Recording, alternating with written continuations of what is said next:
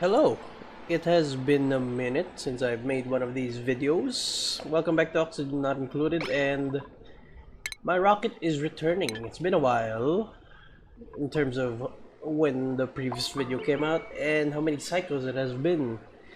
In fact, I can't even remember. I think it might be like 100, 200 cycles. I don't know. Maybe I'm exaggerating, but anyway. It has been a while. I made a bunch of progress. This place is much bigger than my previous video. I guess you can tell from this that my rocket is several layers tall now. Instead of the very basic steam engine, one module, and then the command module build, which is just 3 high. There it is. Welcome back. And I've been sending missions and I've been scanning the planets outside, and I've pretty much where is it? There it is. I pretty much scanned everything already. It's just all about progressing my rocket science to a degree where I can where I can explore the further POIs in space. Moving on for my goal for this episode, which is I'm gonna tackle petroleum engines. Yes, very simple.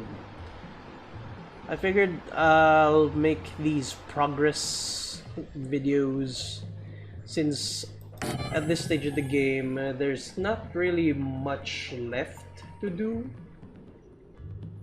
So, I mean, at this point, the progression will be very minimal.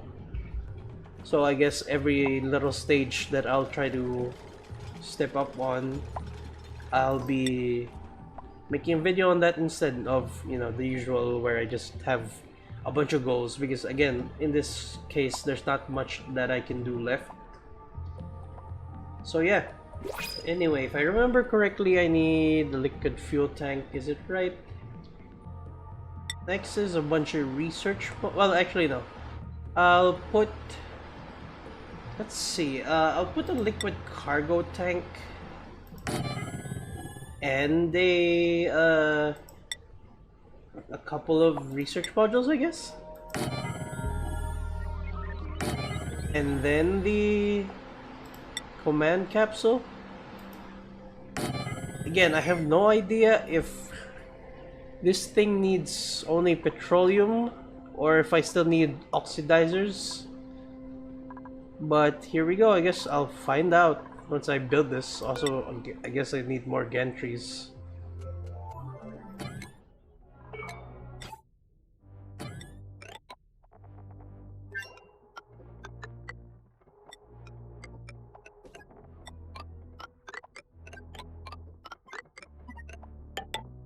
And that's the automation done. That'll help with extending and retracting the gantries in stages so that it doesn't blow my power. Okay, and then is this it? Is this all I need? Is that it? I think that is it, yeah. Anyway, whoa, lag. Let me just go down here and make an Atmos Suit and get this package that I need. And while that's building, let's do this. Glass. Anyway, I guess the next step is the petroleum, which I already pre-prepared. This one, I excavated this entire area out and used it as a tank. You might say this is a huge tank for this small piddly little puddle of petroleum, but this is just to jumpstart my space missions, because I don't know how far it'll go, but I'm hoping that I can send cargo retrieval missions to this place right here.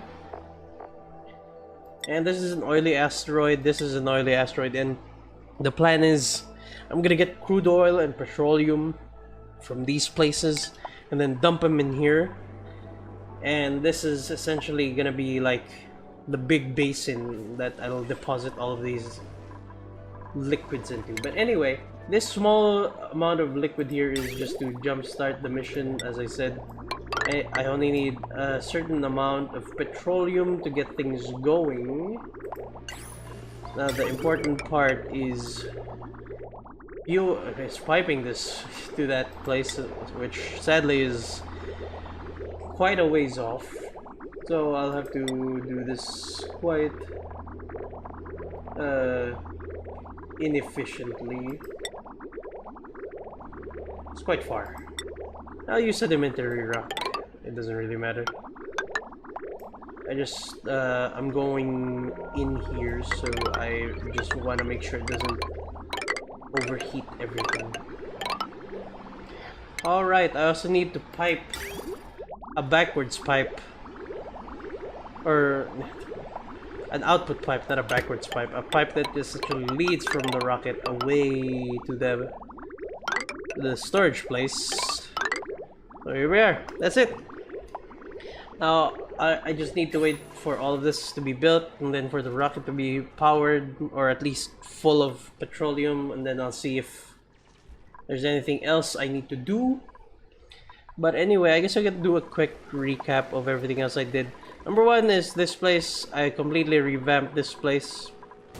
This is a much better system now, where my robo miners will clean up the regolith much more efficiently in terms of like where it falls. And now this thing has very decent scan quality once the doors open. This one also. And then another thing that I did is I extended this place. Now it's a hangar of 2 rockets instead of 1 small little rocket. And I was also planning to extend it and move the rest of this upwards, but I got too busy with rocketry and whatnot. And I also pretty much researched everything already. It's just that there's this final one, cryofuel combustion branch, that I haven't researched yet. That's just because I haven't gotten enough data banks, and it's not like I need it immediately anyway. Oh, and lastly, this one. I decided to just ranch the molten slicksters instead of keeping them wild. I need the petroleum. These ones on the top are pretty much wild still though. I just kept them wild just for, you know, whatever. And I also made this area right here, which is a steam turbine setup that absorbs heat from this entire area, because I ran the issue where this place was getting too hot, where the heat was reaching a point where even the molten slicksters will die of heat. So, you know, 250 degrees or something Celsius. So I decided to make this place right here. This one is pretty much isolated from this area because there's a liquid lock and another liquid lock, and then there's vacuum here. And the steam turbine has steam below it, obviously, that's heated up by the surrounding area. So yeah. And this aqua tuner, the same aqua tuner, cools it down as well. So what it does is, the reason why it's not on right now is because I made the thermosensor just to disable it so that it doesn't cool it down too much. So I went from going too hot of a place where the molten slicksters might burn up, which is weird, to it got too cold that they might die of freezing because their temperature range is very high, or the range requires to be at a high temperature. So, you know, livable range 75 degrees, 270 degrees, you know. I wanted to keep them in their comfort range, so I just have this set to, when the entire place reaches 200 degrees, this thing turns on, starts, you know, deleting heat. You know how steam turbines do. And in terms of changes, that's pretty much the biggest change I've did. There's a bunch of other different changes that I've did, but you know, those are pretty alright, never mind. There's one last thing that I completely forgot to mention, is this place. This is my Oxylight making facility. I have an Oxylight Refinery that's powered by the what's it called, the hydrolyzer that was initially fueling my telescope, but since the telescope has pretty much viewed all of the POIs in space already, it's pretty much not gonna be used anymore. But then I decided to just pipe it into this Oxylight Refinery that I have, so you know. And also these I made another path another puffed farm here, so that if I get stuff like what's it called, the dense pufflets or the puffed princes, they'll consume the oxygen that they're immersed in, and they'll make oxalate, and everything is automated by sweepers, and they'll be sent here.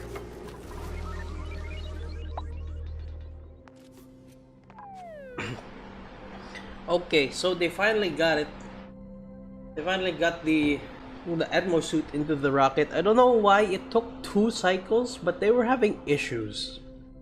They were legit having issues just trying to get it from the other side of my base to the other one, and whenever they picked it up, they would just drop it immediately, and then the task would go to someone else. So I don't know what happened there, but even with yellow alert, they still kept doing it until finally someone did it when all of their tasks were done, because it was break time. I don't know what happened there. As you can see, she even did it even though it was bedtime already. But anyway, that's something I'll fix, I guess, by moving the exosuit forge somewhere else. That's assuming I'm gonna make more anyway.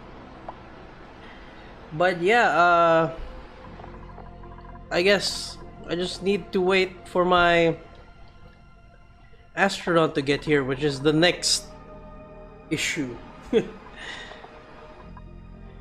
Unreachable. Is it really? Are you oh my... okay. I built the rocket 1 tile to the right. That's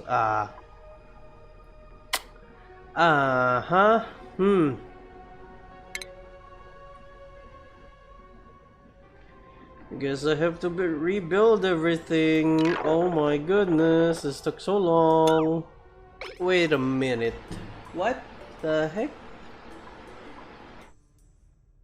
It says it has 0 thrust. What is this? Oh, do I actually still need oxidizers? Is that why? Well, I'll be. Here, let me try something here. So I can make do with 1 research module. It's not like I really need it. I have my own research module rocket here, which I can just send for close space flights. So I guess I could just do this. What I really want is the liquid cargo. That's what I need. Because the liquid cargo will give me more liquid fuel. And the solid fuel is not really that much of an issue. And what led me to just looking about my rocket and see why it's not working and finding that out is, well, my astronaut that was assigned, Wonder Ronaldo, was not going. I don't know why. See? No tasks available.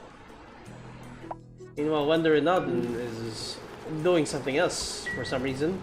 Idle. Don't know why. I assigned you. Hello. Unreachable. Yeah, that is true. They're having issues with tasks like this because there's not enough Atmos suits that lead to this place. I have 17 duplicants, but I barely have any suits that lead into the place. So I might have to move this bathroom at some point. Okay, so it seems that I can't do this yet. What if What if I do something like make this taller? Like, what if I add 2 more tanks? One more liquid fuel tank and 1 more oxidizer tank. Let's see. I don't know. Maybe. Because I am out of ideas. It doesn't seem like it's gonna reach. Alright. After much tweaking around the rocket, I finally found the sweet spot. This is how I'm gonna be able to get cargo, liquid cargo, back from wherever I'm going. Actually, this is a pretty efficient rocket. When I first built the rocket, couldn't even get past 20 kilometers, but you know, after messing around with the balance of cargo and stuff, because the weight was becoming an issue, I kept 2 petroleum tanks, as you can see. I kept 1 oxidizer instead, liquid cargo, and then immediately command capsule. And yeah, this is the sweet spot apparently. I don't need 2 solid oxidizer tanks because I realized each liquid fuel tank carries 900 kilograms of fuel. Meanwhile, the oxidizer carries 2,700. So that actually has room for 1 more petroleum tank. If my math checks out as 1-to-1, if that's how it actually does it. This is only 1,800 kilograms of liquid fuel.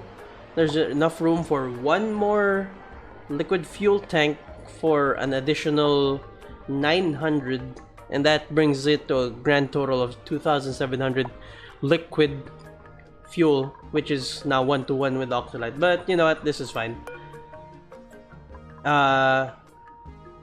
Feel like I could even slap on a research module if I so wanted. Yeah, as you can see, the weight penalty is now not that bad. It's 72,000 total thrust minus 26,000.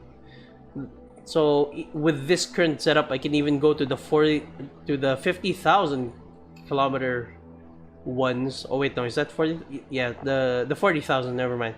The 40,000 kilometer points of interest, and still bring cargo back. But you know what? I guess this is enough dilly-dallying around.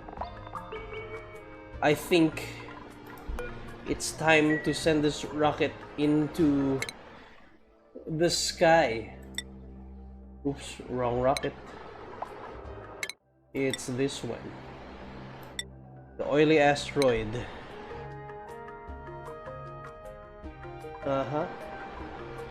I'm assuming my astronaut is also inside there already.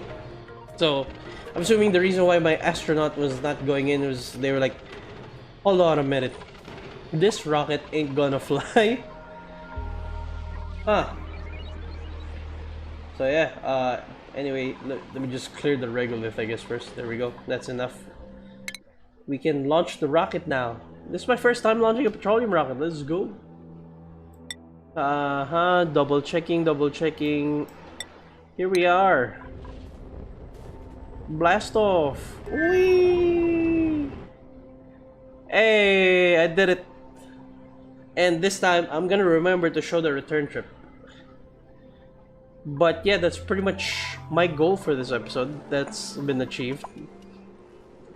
And hopefully that'll jumpstart my petroleum rockets, because then I don't have to wait for petroleum to be made down there, which is also where it's, you know, having issues with the consumption if that's the case, because then there's the rocket that consumes a lot of petroleum.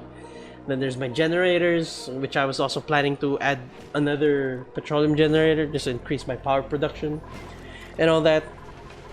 But yeah, that seems to be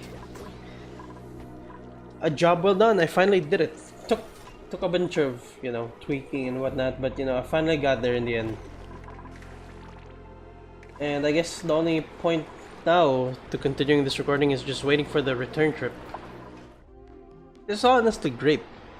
Like, after seeing how far I could get with this rocket, that's such a big jump. And it's still using only just the second tier of rocket engines. I can even tweak it even better to give me more distance, because again, like I said, it could still take one more petroleum tank. So who knows? Anyway, here it comes! That was good timing. Hey. Is it depositing it? Yes, it is. Here comes the petroleum. Oh my goodness, look at that. How hot is it?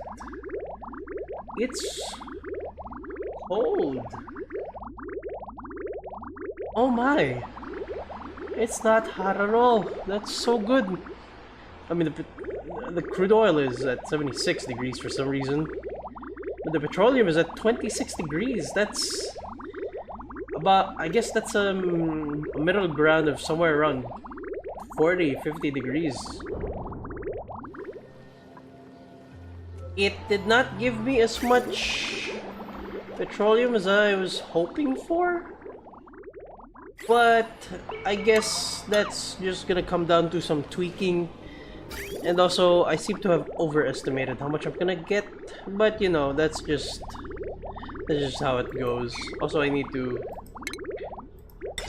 put some automation on this thing so it doesn't constantly run.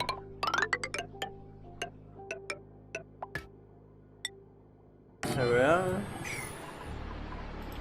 Let's see if it can handle another cargo, a liquid cargo. It doesn't seem like it's gonna cut it. But anyway, I guess this is, you know, petroleum rockets done. Hey, probably come back with another video if I do another breakthrough with these petroleum rockets, because it seems that I'll be using them a bit. Either that, or I'll get to working on a hydrogen cooling facility, because the next step and the final step in terms of engines is, well, it's the one that I haven't finished researching yet, and that's the hydrogen engine. And for this, I need liquid hydrogen, which does not come by easily. Liquid hydrogen is obviously from condensing hydrogen gas into a liquid state, and for that I need negative 252 degrees of cooling. Good thing I have a bunch of what's it called, supercoolant from the expeditions that I had earlier with just my steam engine. So yeah, that's it for now, I guess. Thank you for watching, and please leave a like and subscribe if you enjoy this. It really helps me grow the channel. And yeah, thanks for watching, I guess. See ya.